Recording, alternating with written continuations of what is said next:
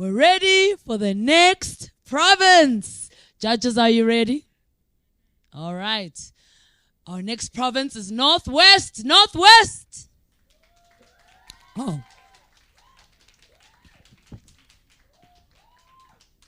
All right.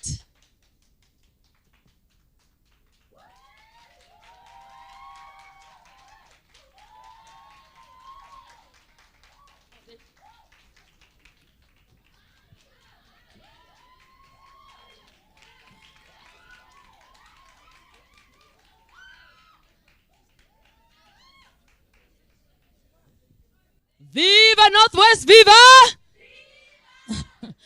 Good luck and all the best to you.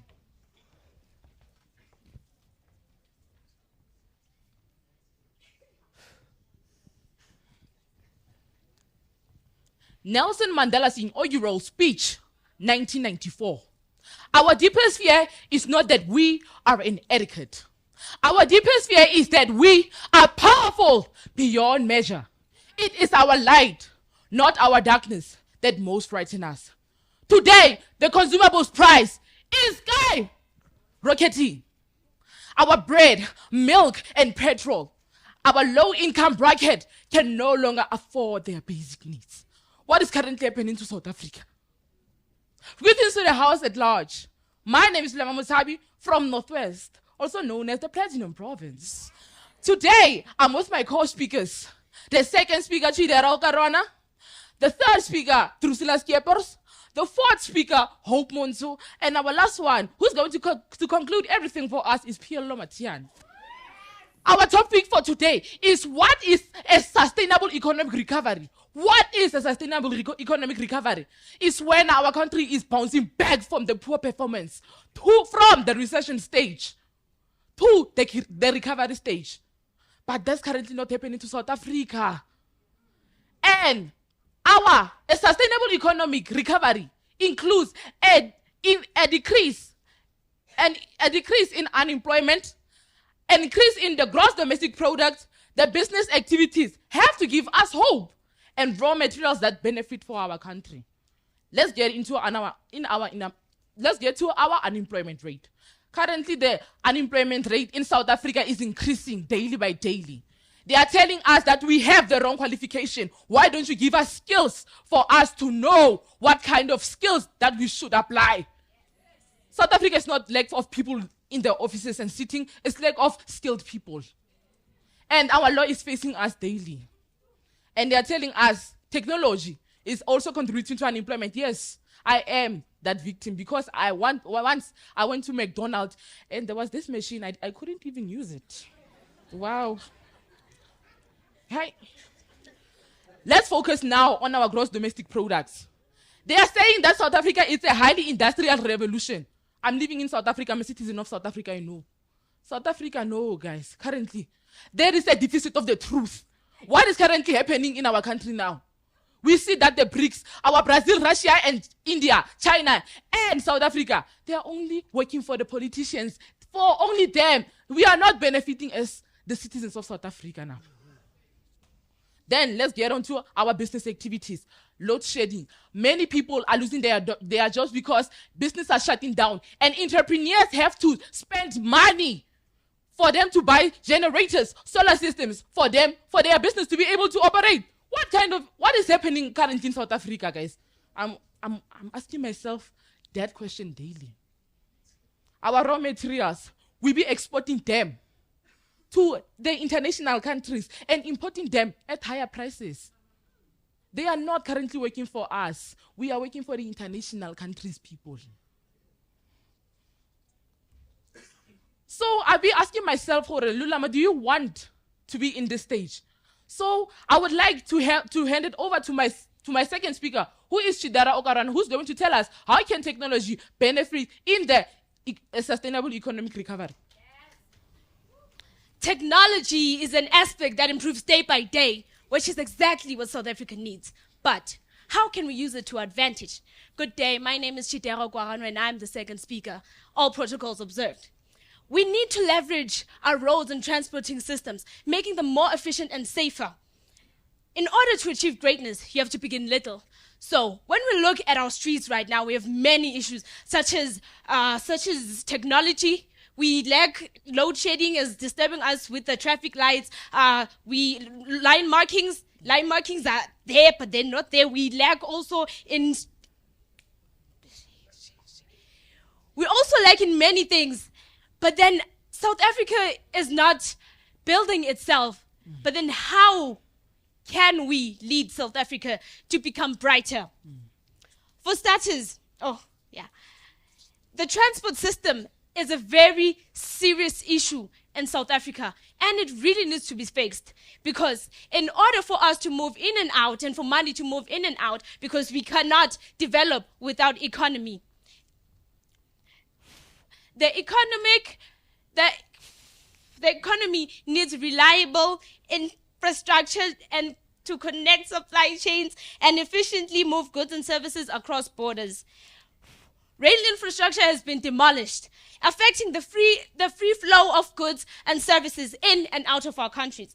Looking at the bright side, SANRAL has begun with re-infrastructuring our roads, making them safer and more efficient and reliable.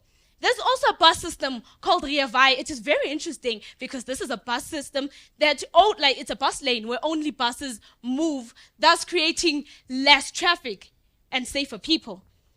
There's also Uber, which has been introduced not long ago. It is very interesting as well, and it is convenient. And now we can say that, yes, our economy is improving. Now, looking at more technological ways in which we can amplify our roads and transporting systems, allowing goods and people to flow better. Robust infrastructure. This enables secure and efficient data consumption using roads, smart roads, railways, sensors, and cameras. Intelligent logistics and supply chain management. This is the use of artificial intelligence, Internet of Things, and blockchains, enabling real-time tracking and enhancing the movement of goods and people. Advanced driving assistance systems. In simple terms, these are our self-driving cars and electric cars. They reduce accidents due to human error and reduce crime rate. Looking at what other countries have done to improve their road systems, like China. China has built more roads, making them wider and stronger. This means that there are more roads, less traffic, and safer people. And Singapore has a new congestion charge and a park and ride system which decreases traffic and accidents. Now, this is how we can use technology in order to amplify our roads and transporting systems. And I'll be handing over to our third speaker. It is said, rules are important for the smooth functioning of life, work, and society. But it needs to be accompanied by discipline to helping shaping and giving meaning to our lives. My sincere greetings to the audience. I identify as Drusilla Skeepers. I will be addressing the importance of upholding the rule of law in driving economic growth. Before upholding the rule of law, we need to understand it first. It is a durable system of laws, institutions, and community commitment. It highlights 4 standard morals: accountability, just law, open government, and accessible and impartial justice. The rule of law in economics showcase contracts which allow citizens, institutions, and government and foreign investors to trust risk, to risk capital and trust that risk is protected from arbitrary forces, and to address logistics of production and distribution. The rule of law assists in maintaining law, order, and security, ensuring that no individual is above the law, as well as shielding people from other people. For instance, foreigners are invading and profiting in our country, yet are not paying tax charges. They are enjoying privileges such as free health and educational services meant for South African citizens, which we ourselves are not even receiving to its full potential. Departments are corrupting governments. Systems are getting cheated. Police and traffic officers are accepting bribes, and our high officials are not even opposing it, as they themselves are benefiting from this corruption. It causes an imbalance in just law and fairness. Whereas countries implementing the rule of law upholds accessible and impartial justice and accountability, as it advocates that everyone, from individuals to government institutions and businesses, should all be subject to the law equally. A building with illegal occupants got burned down, with 77 of those individuals who lost their lives, and thus all being the consequences of the rule of law not being upheld. Hence, upholding the rule of law would immensely contribute to the economic growth. The core logic is that the security of property of rights, in the integrity of contracts underpin and investment and trade fuel economic growth and development. Investors see countries with law, order, and security as it gives them a high degree of confidence. It is crucial to moving forward with both of the dual economic and political transitions. It assists in facilitating economic transitions by helping achieve legal and institutional predictability, which are crucial to in a variety of areas to the operation of economic growth. In relation to what I have said, it comes down to this question: what can be done to alleviate corruption and crime, as these cause major side effects in the progress of economic and political transitions? The question to answer to this would be the implementation and progress on the rule of law. I will now be handing over to our first speaker. Why travel to USA, to Europe, when you can embrace and explore the beauty of your own country? Greetings to all. Standing before you is Hope Muntu, focusing more on what can be done to improve the attractiveness of South Africa as an investment destination. There are many reasons as to why one would not want to come and invest in South Africa. Crime plays a very big role in discouraging investors and tourists to come to South Africa. The rate crime increases day by day in South Africa. What are we doing about that? People in the High Court are flawed. The current system favors the more wealthy and powerful in several ways. We are moving like blindfolded people, always in for a surprise, and that decreases the process of recovery in our country. But there are also reasons as to why one would want to come and invest in South Africa. As we all know that South Africa has sophisticated infrastructures, skilled workforce, as well as the aggressive expansion of South African businesses into growing African markets. South Africa is one of the most advanced, broad-based economies on the continent. It offers enticing opportunities. It offers both the expertise and the investors a diverse and mature economy. South Africa acts as a favorable destination for investors, as it has a stable and predictable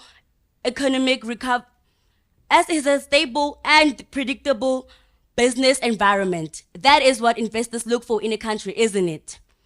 South Africa has many tourist attractions, such as the Kruger National Park, as well as the Addu Elephant National Park. But that is not all. Tourist attraction is not the only attraction in terms of attracting tourists or investors to come to South Africa. South Africa realizes and embraces the beauty of multilingualism. It celebrates the ability and the diverse languages that enrich lives. Every language is like a piece of art that paints the cultural canvas of our planet. Whether you are fluent in multiple languages or you just dipping your toes into some new linguistic waters, you are expanding your horizon and connecting with people in ways that words alone cannot capture. Africans are multi-talented. Africans are multi-talented. Africa is the home of talent. Africa is the home of talent, cultures included. We are multi-talented and we have different cultures, different cultural attires, songs, and dances. That is what people want to see. That is what makes us Africans. People, why not go back to our roots? Why not embrace our cultures? What happened to our cultures? That is what makes us Africans. That is what people want to see. That's what wants investors to come and invest in South Africa. When we develop or improve the attractiveness of South Africa, we are able to increase the rate of development in our economy. I'll be handing over to our fifth speaker, Phelo Matinyane, who will be concluding for us. Thank you. Do you need a job? Can you get a job? No, in South Africa, you cannot get a job. I just got home with a degree. There's inflation, there's no jobs. This unemployment rate is high. What's happening to South Africa? Greetings to you all. My name is Pello Matinyane. As my first speaker has mentioned before, I'll be concluding and closing the umbrella for the Northwest team, known as the Platinum Province.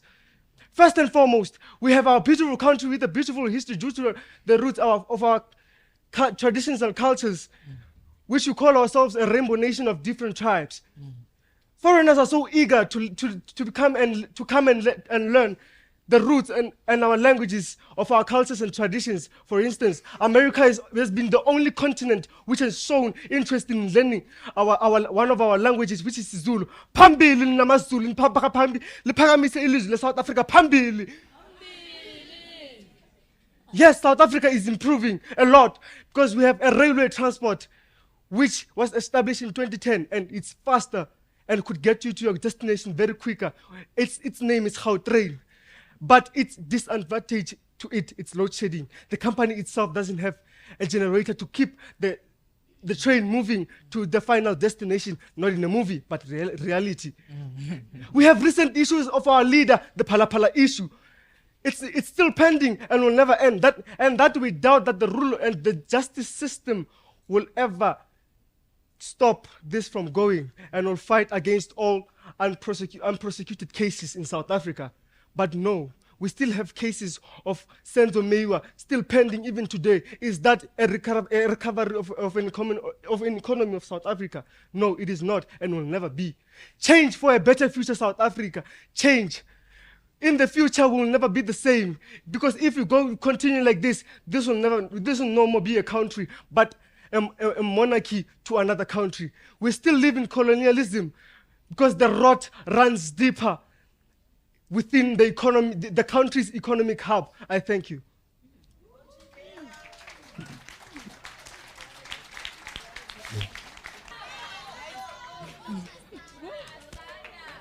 No, that was amazing. That presentation was really incredible. And I want to once again thank everybody for being here, for participating, for sitting through these sessions with these young people. It is so interesting. It's so exciting. I love what Eastern Cape, it wasn't Eastern Cape, it was Northwest, what they said just now, to say it is our light that scares us, not our darkness. And for me, that has always been my most favorite quote, because it is a reminder of who we really are. We are people of the light. We are people of greatness. And I think these children are reminding us of who we are. And we dare not underestimate ourselves going forward.